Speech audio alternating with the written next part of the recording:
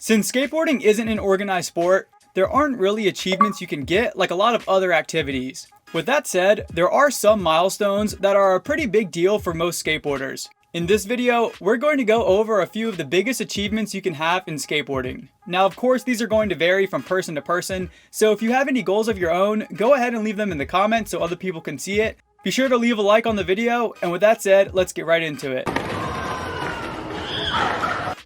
A major milestone in every skateboarder's progression is learning how to drop in. Dropping in is essential to learning how to skate at skate parks, and it's a major barrier for people wanting to learn how to skate.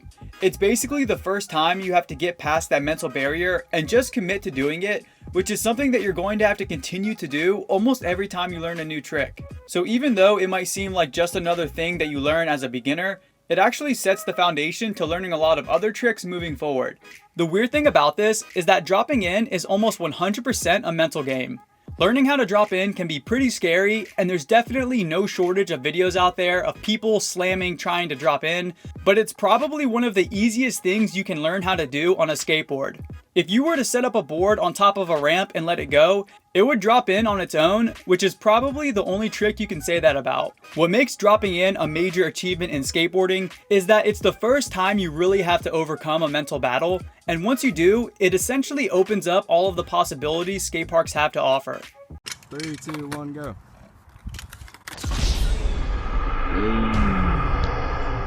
Skating your first handrail is a really big deal for a lot of skaters, and it's something that really separates more advanced skaters from people who just skate casually. Now, when I say handrail, I don't just mean any old downrail at a skate park. A real handrail is any rail that's tall enough for you to rack on, which for most skate park rails isn't the case. Sure, if you're a younger kid, maybe it's possible for you to rack on a skate park rail, but that's usually pretty rare. The height of a handrail might seem a bit arbitrary, but making the jump from downrails at a skate park to an actual handrail that you can rack on takes a lot of commitment because, let's be real, the consequences if you mess up are a lot bigger. If you happen to mess up on a skate park rail, you're usually all good, but if you mess up on a street rail, you can easily get broken off. Also, once you finally get the skill and courage to start skating handrails, it instantly opens up a whole new variety of skate spots. There's a ton of skateboarders who go their entire life without skating a real handrail, so learning how to skate them is definitely a noteworthy milestone.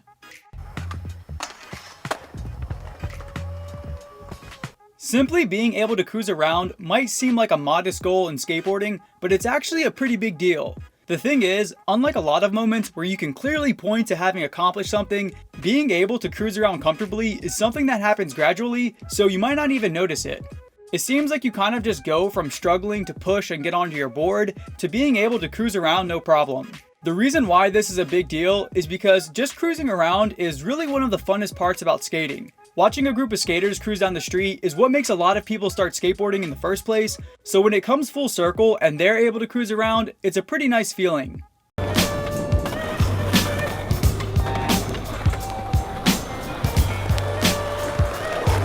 Releasing that first video part is one of the most satisfying moments for a lot of skateboarders. It takes a pretty long time to even learn enough tricks to fill up an entire song, and even then it can take months to get all of the clips you want, so releasing your first video part is a major achievement to accomplish. There's something to be said about working really hard on getting a clip and then doing that over and over until you have enough footage for an entire part. Skateboarding and filming has always gone hand in hand, and most skateboarders grow up watching skate videos, so it's a big deal for someone to finally be able to put out a skate video of their own. Making your first video part is a way to really push yourself and to document your progression and to just have something out there to look back on and show other people.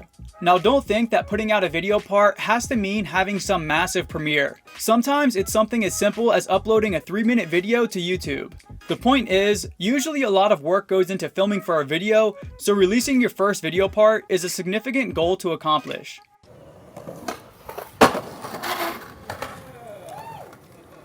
Yeah, D. Woo! Another goal for skaters is landing one of their dream tricks. Now, a dream trick can really be anything from a specific trick at a certain spot, or just a random trick you've always wanted to do. Landing a dream trick is a goal in skateboarding that's going to be unique to everyone. One person's dream trick might be a backsmith grind, and someone else's dream trick might be a laser flip. Regardless of what it is, Most skateboarders have a dream trick that they'd love to be able to do, and whenever it finally happens, it's a nice goal to accomplish. The thing is, once you finally land that one trick you've been working on, it usually doesn't take that long for another trick to come to mind that you want to land next. With that said, everyone has a few tricks that they worked really hard for that will always stand out in their memory. Even though this isn't necessarily a goal that all skateboarders accomplish, it's something that most skaters can at least relate to. I got another dream trick. Winning your first skate contest is a major achievement, and it's a really big deal to a lot of skateboarders.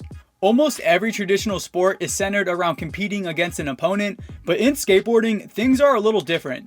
When most people skate, they're usually competing against themselves, so it can be pretty rewarding when they finally win their first contest. Most skateboarders aren't really concerned with being the best, but at the same time, a little bit of friendly competition can be fun, and it's rewarding to get a little validation for all of the hard work you put into skateboarding. Some people definitely take contests more seriously than others, but at the end of the day, most skateboarders just see it as a fun way to skate against their friends. No one is really trying to beat everyone else, they're usually just trying to do the best tricks they can do, and it's nice if they just so happen to be the one who wins. It's also worth mentioning that winning skate products is super rewarding too, so winning a contest not only gives you a little validation for your efforts, but it also gives you the satisfaction of getting some free product. Even though skateboarding really isn't about being the best, winning your first contest, or sometimes even just placing in the top 3, can be a really big moment for a lot of people. Hey Tony, it looks like it's gonna be you or me, man. No, it's not. It's me. Gonna practice right now. Landing your first kickflip is easily one of the biggest achievements for most skateboarders. I mean, there's full-on compilations of people landing their first kickflip, which goes to show how important of a moment it is for a lot of skateboarders. Now, the same could possibly be said for someone's first ollie, but kickflips are usually a lot more significant since they're so much harder to learn.